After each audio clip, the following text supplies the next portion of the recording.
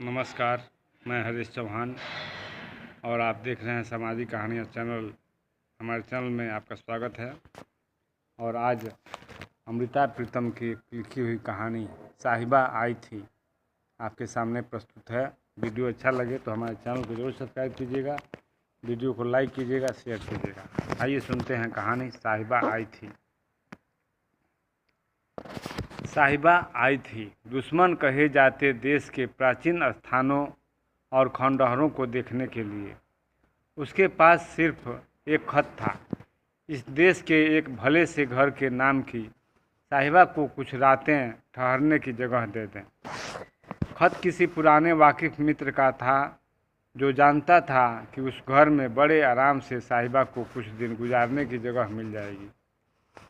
घर के माँ बाप ने एक अलग और रोशन सा कमरा साहिबा के लिए खोल दिया। घर की दूसरी मंजिल पर एक छोटी सी रिहाइशगाह थी। फूलों के गमले थे और वहाँ 2 कमरे घर के जवान बेटे के लिए थे। साहिबा को चाय पानी देकर उसका कमरा दिखा दिया था, कुछ आराम करने के लिए। और फिर जब रात के खाने का समय आया, घर का बेटा भी नीचे आया। खाने की मेज़ को फूलों से ताज़ा कर लिया गया। उस वक्त माँ ने साहिबा को कमरे से बुलाकर बेटे के साथ वाकिफ कराया और रोटी की प्लेटें मेज़ पर रखने लगी। माँ बाप ने, बेटे ने और मेहमान साहिबा ने मिलकर रोटी खाई और छोटी छोटी बातें मेज़ के इर्द गिर्द खिलती रहीं।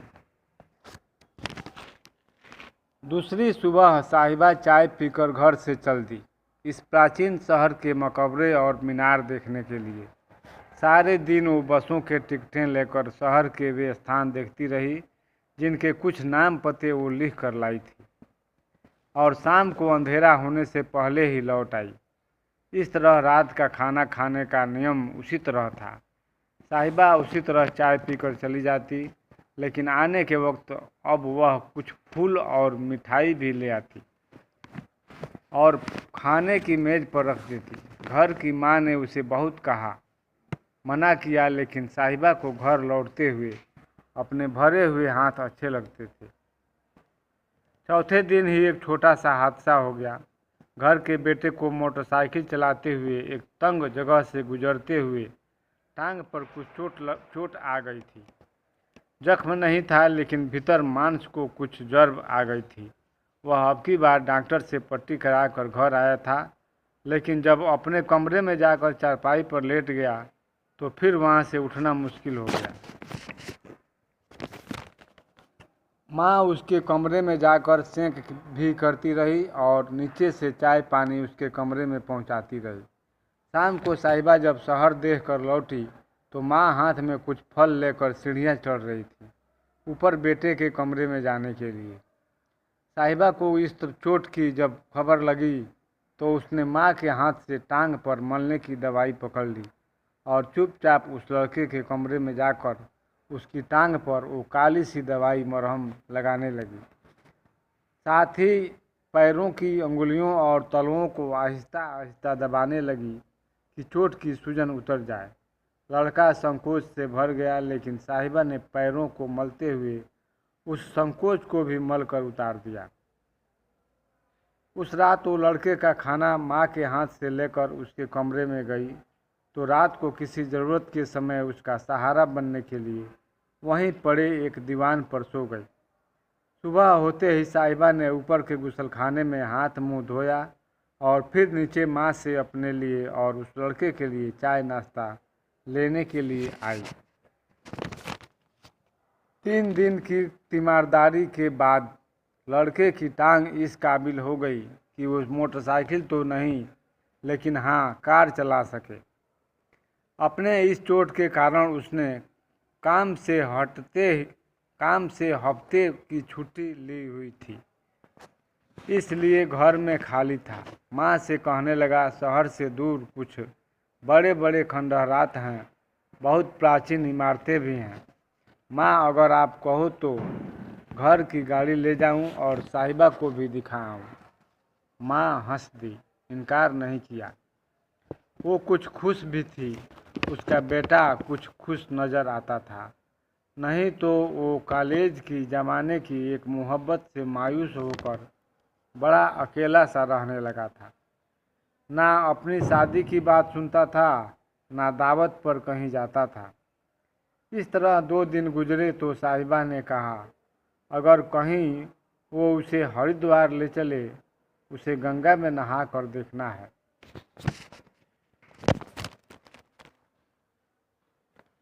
लड़के ने उसकी ख्वाहिश माँ से कही तो माँ ने इनकार नहीं किया और वे दोनों हरिद्वार चले गए।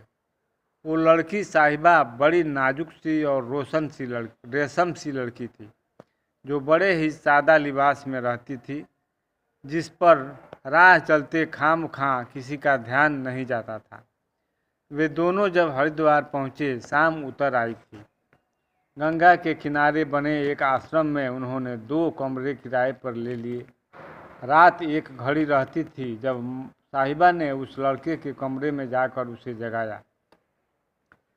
सुबह का चढ़ता सूरज गंगा किनारे खड़े होकर देखते हैं। लड़का अभी नींद में था, लेकिन उठकर हाथ मुंह धोकर उसके साथ गंगा के किनारे पर चल दिया। वहाँ साहिबा ने चढ़ती सूरज की लाली आसमान में भी देखी, उसका साया गंगा के पानी में भी, और फिर गंगा में नहाने के लिए वो आहिस्ता से उसी तरह कपड़े पहने पानी में उतर गई। लड़का किनारे पर खड़ा था, न कोई तौलिया पास में था, न बदलने के लिए कपड़े, इसलिए वो पानी में नहीं उतरा। किनारे पर बैठकर यूं ही पानी से खेलता रहा। अचानक उसने देखा सामने साहिबा खड़ी थी। अभी घुटने घुटने पानी था, लेकिन वहाँ खड़ी वो दोनों हाथ जोड़कर सूरज की ओर देख रही थी, जैसे सूर्य नमस्कार कर रही हो। लड़का हैरान सा उसकी ओर देखता रहा। फिर जब वो पानी से बाहर आई, गीले कपड़ों में कुछ कांपती सी, लड़के ने कहा, आते समय तौलिया और कपड़े बदलने के लिए ले आने थे। साहिबा मुस्कुरा दी। सामने तो आश्रम है, कुछ दूर नहीं, वहाँ जाकर कपड़े मैं बदल लूँगी। आश्रम में कपड़े बदलकर चाय पीकर लड़की ने कहा, मुझे शहर के बाज़ार में ले चलो, यहाँ की कुछ चीज़ें देखूँगी। लड़के ने कहा, मेरा ख्याल है अभी शहर का बाज़ार खुला नहीं होगा, लेकिन आहिस्ता आहिस्ता चल पड़ते हैं, शायद तब तक शहर खुल जाएगा। उस शहर की गलियों जैसे छोटे छोटे बाज़ारों में कुछ कौड़ियाँ, शंख भी बिक रहे थे, रुद्राक्ष की मालाएं भी थी, राम नाम वाले अंगूठे भी थे। कहीं कहीं केसर की डिबिया भी थी, कस्तूरी के नाफे भी। लड़की वो सब देखती रही। फिर आगे जाकर उसकी नज़र उस दुकान पर पड़ी जो किनारी के दुपट्टों से भरी हुई थी। वहाँ कांच की चूड़ियाँ और हाथी दांत के सुर्ख चूड़े भी बिक रहे थे। साहिबा ने उस दुकान पर खड़े होकर अपनी कलाई का नाप देते हुए दुकानदार से कहा, भैया मेरी नाप का चूड़ा निकाल दीजिए। और साहिबा ने वहीं खड़े होकर दोनों बाहों में चूड़ा पहन लिया और साथ किनारी का एक दुपट्टा भी खरीदा और थोड़ा सा सिंदूर भी। लड़के ने हैरान होकर कहा, साहिबा इसका क्या करोगी? मान लिया शौक हो गया, मगर यह पहनकर वापस किस तरह जाओगी? तुम्हारे जाने में मुश्किल से 2 दिन रहते हैं वहाँ कस्टम वाले। लड़की हंस दी। कस्टम वालों को मेरी बाहों से क्या मतलब? लड़के ने फिर कहा, लेकिन ये तू क्या कर रही है? साहिबा ने कहा, खुदा को कर्जदार कर रही हूँ। वे दोनों जब हरिद्वार से लौटे, साहिबा के माथे पर सिंदूर की बिंदिया भी लगी हुई थी, मांग में भी सिंदूर दिख रहा था, बाहों में लाल चूड़ा था और सिर पर किनारी वाला लाल दुपट्टा भी। कहने वाली बात नहीं थी, आज साहिबा को एक रूप चढ़ा था। माँ हैरान सी देखती रह गई। फिर उसने साहिबा से कुछ नहीं पूछा, लेकिन बेटा जब अकेले में हुआ तो माँ ने उसके पास जाकर कहा, बेटा सच बताना, वहाँ तूने साहिबा से ब्याह कर लिया है? बेटा, नहीं माँ, विवाह जैसी बात ना उसने कही है ना मैंने कही है, बस उसका शौक था, उसने चूड़ा पहन लिया। माँ के मुख से निकला, अपने देश में इस तरह चली गई तो वे लोग जाने उसके साथ क्या करेंगे। ये बात ना माँ जानती थी न बेटा, और शायद साहिबा भी जानते हुए नहीं जानना चाहती थी। घर का बाप चुपचाप सभी रंग देखता रहा और मन ही मन लड़की की जरूरत पर हैरान होता रहा। अगली सुबह साहिबा के जाने का दिन था। वो वीज़ा की आखिरी तारीख थी। सुबह का नाश्ता करने के बाद बेटे ने गाड़ी निकाली साहिबा को एयरपोर्ट तक ले जाने के लिए। जाने के वक्त माँ ने एक बार एक हसरत से साहिबा की ओर देखा और साहिबा ने आगे होकर माँ को बाहों में ले लिया। घर के बाद बाप को उसने हाथ जोड़कर सलाम कही और एयरपोर्ट पर जा निकली, उसी तरह चूड़ा चुनरी पहनकर। उसी समय इत्तेफाक से उस लड़के का एक दोस्त आ गया जो दफ्तर की ओर से एक लंबा टूर करके आया था। लड़के ने उसके साथ साहिबा का ताल्लुक़ कराया, कहा वक्त तो हो गया है एयरपोर्ट पर जाने का, लेकिन 5 मिनट तेरे साथ बैठ जाते हैं। नीचे की मंजिल पर ही तीनों बैठ गए तो दोस्त ने पूछा, आप दरगाहों की जियारत करने आई थीं? साहिबा ने कहा, किसी दरगाह पर तो नहीं गई, लेकिन जियारत करने आई थी। लड़की का नाम साहिबा सुनकर दोस्त ने हंसते हुए कहा, और इस साहिबा का मिर्ज़ा कहाँ है? लड़की भी हंस दी, कहने लगी, मिर्जे तो हमेशा ही दुश्मन कबीलों में होते आए हैं, अब भी वो दुश्मन कबीले का ही है। और उस घड़ी साहिबा ने नज़र भर कर लड़के की ओर देखा, आखिर आंखें झुक गईं। उठते उठते दोस्त ने एक बार फिर पूछा, क्या इस बार साहिबा में वो जुर्रत नहीं मिर्जे के साथ चल देने वाली? लड़की ने जल्दी से कहा, ये साहिबा अपने मिर्जे को बाप के कबीले वालों से मरवाना नहीं चाहती।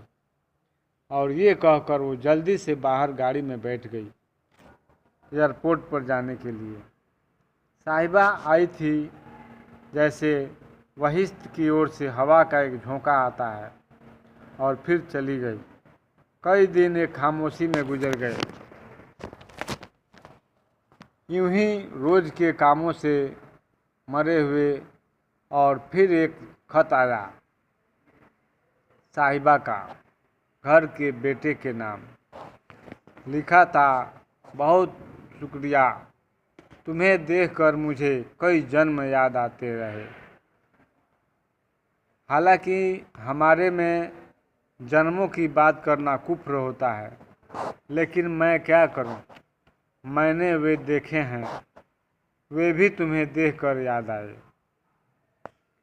बस इतना सा खत था, और नीचे एक पंक्ति थी, इस जन्म में अपने मिर्जे की दूसरी मुल्क में रहने वाली साहिबा। खत में ऊपर कुछ नहीं लिखा था। शायद वो जानती थी कि अब उसका अता पता कुछ नहीं कर सकता था। तो ये थी कहानी, साहिबा आई थी, और इसे लिखा था अमृता प्रीतम जी ने, जो एक प्रसिद्ध उपन्यासकार और कथाकार के रूप में जानी जाती हैं। हमारी यह कोशिश आपको अगर अच्छी लग रही हो तो हमारे चैनल को ज़रूर सब्सक्राइब करें, वीडियो को लाइक करें और शेयर और कमेंट करना मत भूलिएगा। फिर मिलेंगे अगली वीडियो में। दीजिए इजाज़त।